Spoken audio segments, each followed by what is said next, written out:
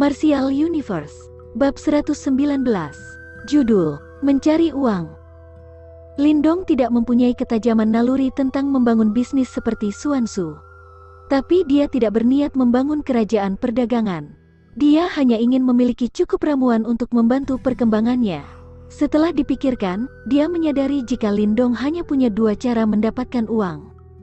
Dia harus mengubah batu yang yuan menggunakan kekuatan Stone Talisman. Karena dia bisa mengubah 3 batu yang yuan menjadi 1 pil yang yuan, efisiensinya menjadi 3 kali lipat daripada praktisi biasa. Sayangnya, dia tidak punya cukup batu yang yuan di tangannya. Sebagian fraksi yang memiliki kekuatan pun tidak akan menjual barang seperti itu dengan mudah. Mengumpulkannya pun sangat merepotkan. Sehingga Lindong hanya bisa memakai cara paling sederhana, yaitu menjual langsung pil ramuan yang diubahnya dengan Stone Talisman. Lindong bisa mengubah satu ramuan kelas 5 menjadi 5 pil ramuan.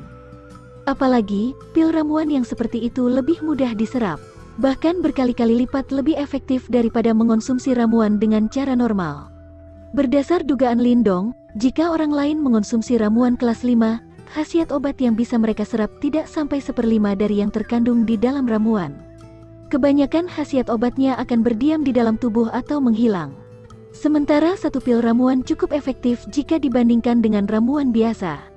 Dengan kata lain, untuk orang biasa, lebih baik membeli dan mengonsumsi pil ramuan secara langsung daripada membeli ramuan kelas 5. Itu juga merupakan cara tercepat yang bisa Lindong pikirkan untuk mendapatkan uang. Tentu saja, jika dia ingin menjual pil ramuan, dia harus pergi ke rumah lelang 1000 emas. Hanya di sana dia bisa menjual dengan harga tinggi. Sehingga, Lindong meregangkan diri dahulu sebelum keluar dari penginapan, lalu langsung menuju ke asosiasi 1000 emas.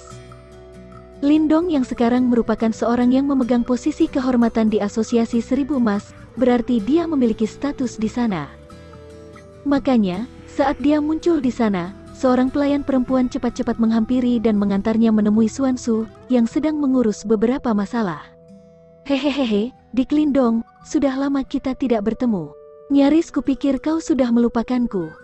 Xuan Xu, yang tengah membolak-balik dokumen, mengangkat wajahnya dan tersenyum manis pada Lindong ketika mendengar suara langkah kakinya.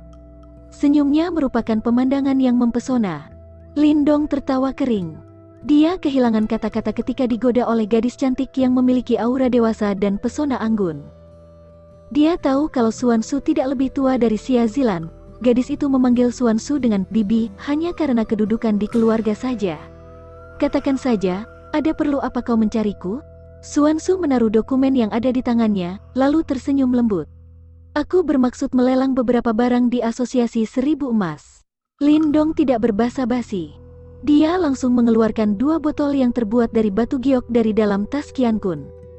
Di setiap botol terdapat 10 pil ramuan yang dibentuk dari ramuan kelas 5. Oh, Xuan Xu mengangkat alis hitam yang cantik. Dia mengulurkan tangan ramping bagai kamelia putihnya untuk mengambil 1 pil ramuan dari dalam botol.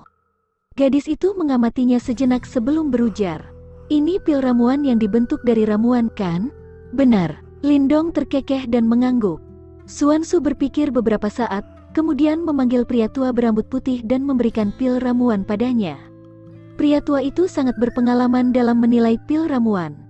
Setelah memeriksa sejenak, dia sedikit heran dan berujar, ini pil ramuan yang bisa memulihkan mental energi. Pil ini punya sifat lembut, efeknya setara dengan ramuan kelas 5.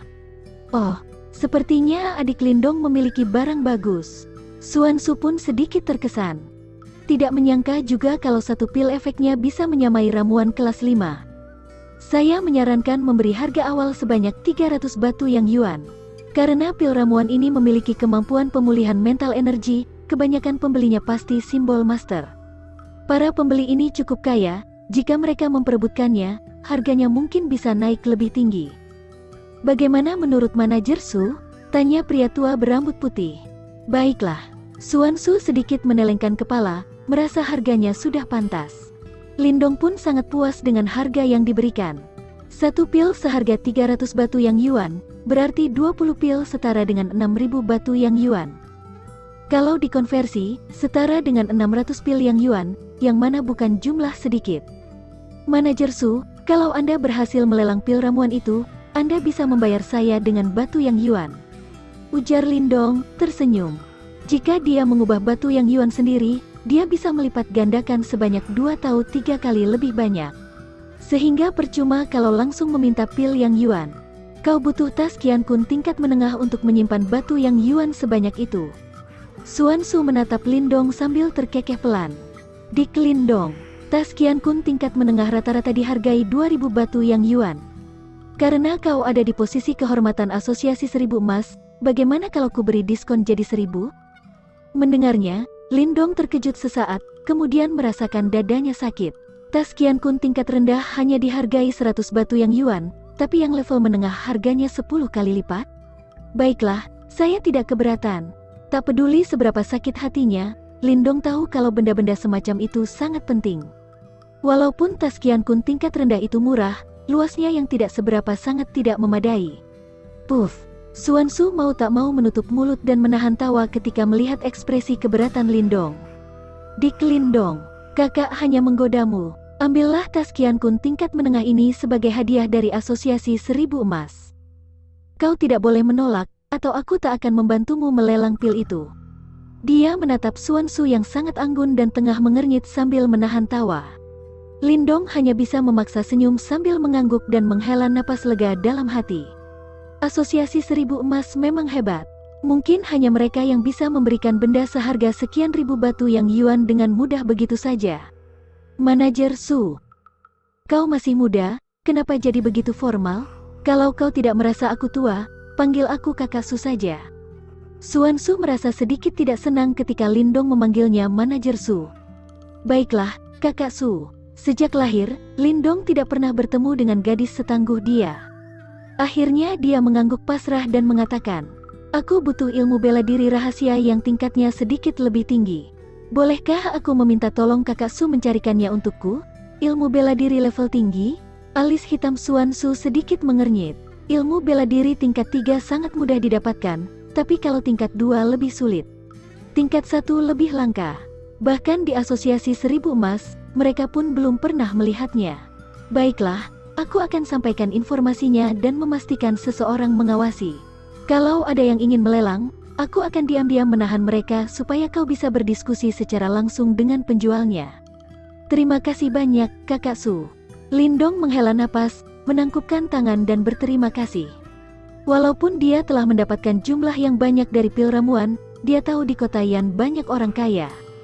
Kalau ada orang lain yang tertarik juga, pasti Lindong akan sulit mendapatkannya. Tinggalkan pil ramuannya dulu di sini, akan kulelang beberapa hari lagi. Untuk ilmu bela diri rahasia, akan kuhubungi lagi kalau ada berita. Lindong tersenyum dan mengangguk. Walaupun mereka selesai berdiskusi, Lindong tidak berani langsung pergi karena mengetahui temperamen Xuan Su. Sehingga dia menemani Xuan Su dan mengobrol beberapa saat sebelum pergi. Beberapa hari kemudian, kecepatan latihannya menurun karena tidak ada pil ramuan yang membantunya. Tapi hal itu cukup ideal, karena seseorang membutuhkan semangat dan relaksasi untuk membuat program latihan yang baik. Jika seseorang terus berlatih tanpa henti, justru semakin tidak efisien. Jika membicarakan tentang pelelangan pil ramuan, orang-orang pasti mengatakan jika Asosiasi 1000 Emas sangat kuat dan lihai dalam bidangnya. Hanya dalam 3 hari, mereka berhasil melelang seluruh 20 pil ramuan. Kepandaian Xuan Su dalam berbisnis sangat bagus. Dia tidak langsung melelang seluruh pil dalam satu kali lelang, tapi membaginya dalam beberapa gelombang. Pil semacam itu sangat menguntungkan bagi simbol master. Tapi barang berharga seperti itu harganya akan sulit naik jika jumlahnya terlalu banyak. Bagaimanapun, semakin langka barangnya, semakin mahal harganya. Sehingga, dengan sistem lelang tahap demi tahap, simbol master yang kaya terus bersaing mendapatkan 20 pil ramuan. Akibatnya, harganya naik sampai total yang didapatkan 8.000 batu yang yuan. Jumlahnya jauh melampaui perkiraan Lindong. Setelah mendapatkan batu yang yuan sebanyak itu, Lindong menghabiskan 2 hari penuh untuk mengubahnya menjadi pil yang yuan. Sehingga, Lindong kini memiliki 2.600 pil yang yuan. Uangnya yang habis kini langsung meledak dalam sekejap. Dengan hasil sebanyak itu, keuangan Lindong kembali stabil. Dia kemudian pergi membeli beberapa ramuan kelas 5 sebelum kembali berlatih secara intensif lagi. Di hari ketiga Lindong kembali berlatih, Xuanzu tiba-tiba mengirim orang dari Asosiasi Seribu Emas untuk memberitahu jika barang yang Lindong inginkan, akhirnya muncul dalam lelang. Mendengarnya, Lindong melompat kegirangan. Ketika dia menyerap mutiara yin yang selama ini, Lindong menyadari jika King Yuan Art memiliki kekurangan. Kekurangan yang dirasakan adalah seperti memiliki mobil bagus tapi diberi mesin di bawah standar. Sehingga kekuatan sebenarnya dari mobil itu tidak nampak. Makanya, masalah itu sangat merugikan Lindong. Akhirnya Lindong langsung melesat ke Asosiasi Seribu Emas setelah diberitahu di rumah lelang ada orang yang ingin menjual ilmu bela diri rahasia level tinggi. Jika ilmu bela diri rahasia itu sangat hebat, Lindong harus mendapatkannya tak peduli berapapun harganya. Dia sudah cukup menderita dengan King Yuan Art yang sama sekali tidak efisien.